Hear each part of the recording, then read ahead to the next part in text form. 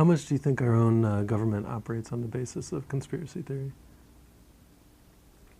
Well, I think they worry about conspiracies more than most conspiracy buffs do. I think the government is full of people with guilty consciences, and they're constantly worried we're going to find out what they're really up to. And so they hire more and more spies to spy on us, to find out what we're doing and saying, to see if we're getting to be a real menace to them.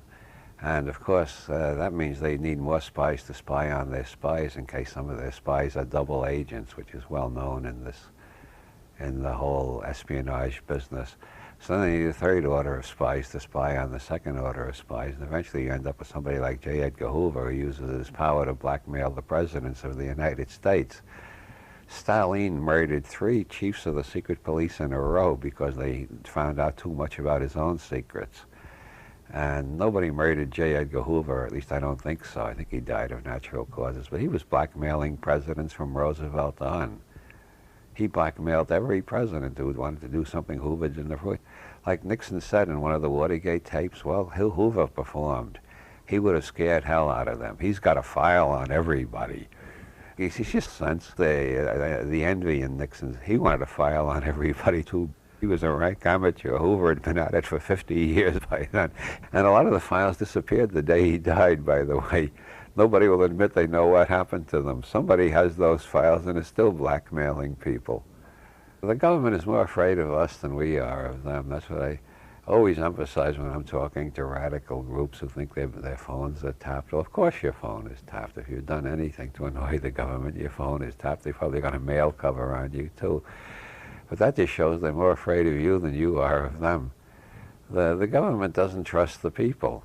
And then they wonder why the people don't trust the government. Well, the people don't trust the government because they know we're being spied on all the time. At the last count I heard, there were over 200,000 lawyers working for the federal government. And you know how much harm a single lawyer can do?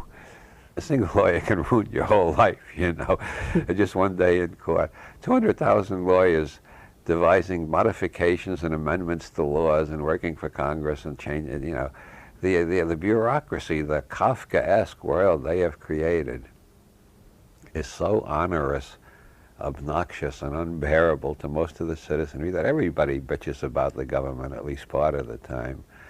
Ergo, the government knows they are not well loved, and they're wondering how many of us are joining militias or forming revolutionary communist parties like those nuts down in the South, or doing something else subversive to overthrow us. So they got to keep spying on us to make sure we're not getting too ornery. And the more the people discover the government is spying on them, the more they distrust the government.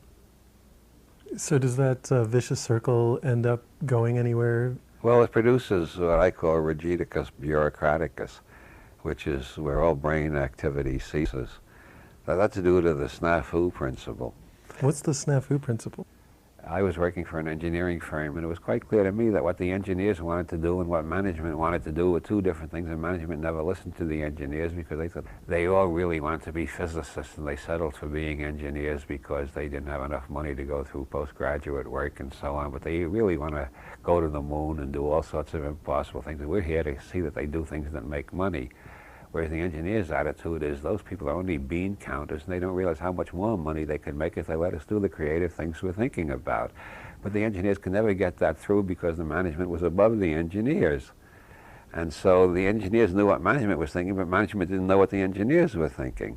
And then I happened to read Kropotkin's Mutual Aid as a Factor in Evolution, in which he talked about how he became an anarchist. Kropotkin was a prince of the Romanov family, related to the Romanov family. To the Tsar, in fact. Yeah, related to the Tsar, yeah. And he was an amateur scientist, and he made a lot of important discoveries in geology and related sciences. He was sent to do some surveying work in Siberia. He discovered all the laws passed in Moscow for commerce on the rivers were being broken every day because the people who did the commerce on the rivers had discovered that they tried to obey the laws, they couldn't do any business at all. The laws were so complex, intricate, baroque, and czarist in general that you just couldn't obey them. They clogged the system. Nothing could be done. So people just casually disregarded the laws and went about doing their business.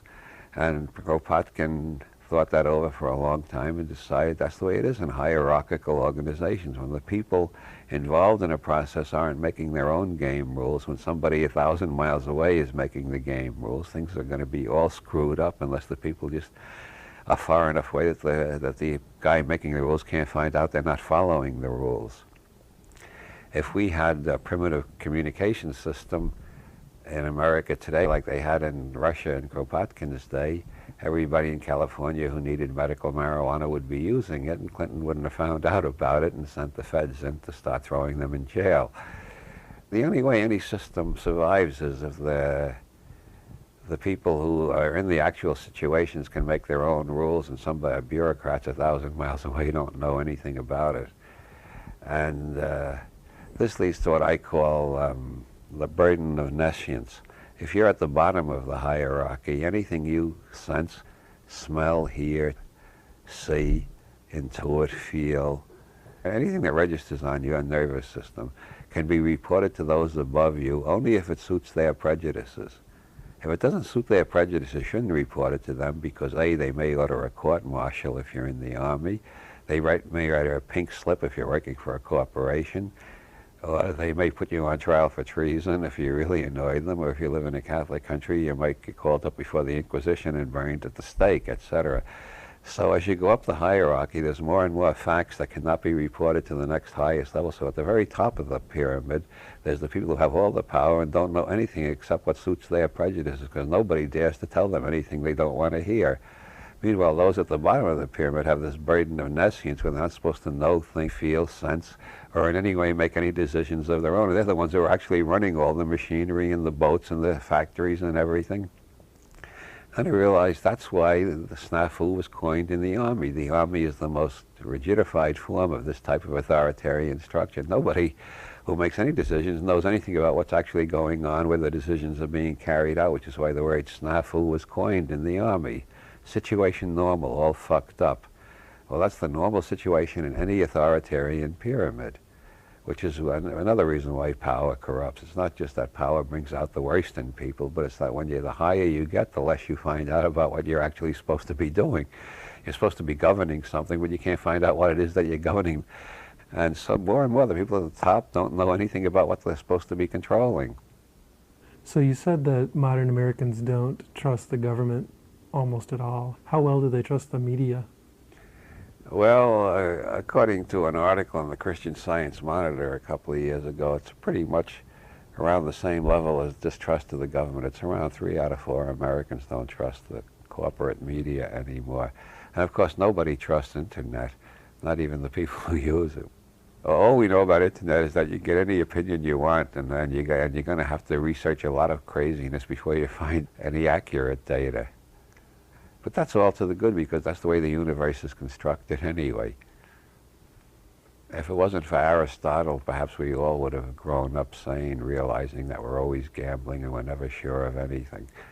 And that would make us all a lot more tentative and a lot more careful, and we do a lot less stupid things. But Aristotle created this true-false dichotomy, and everybody immediately decided that what they want to believe is true and what the people they don't like want to believe is false, and we've been at war with each other ever since.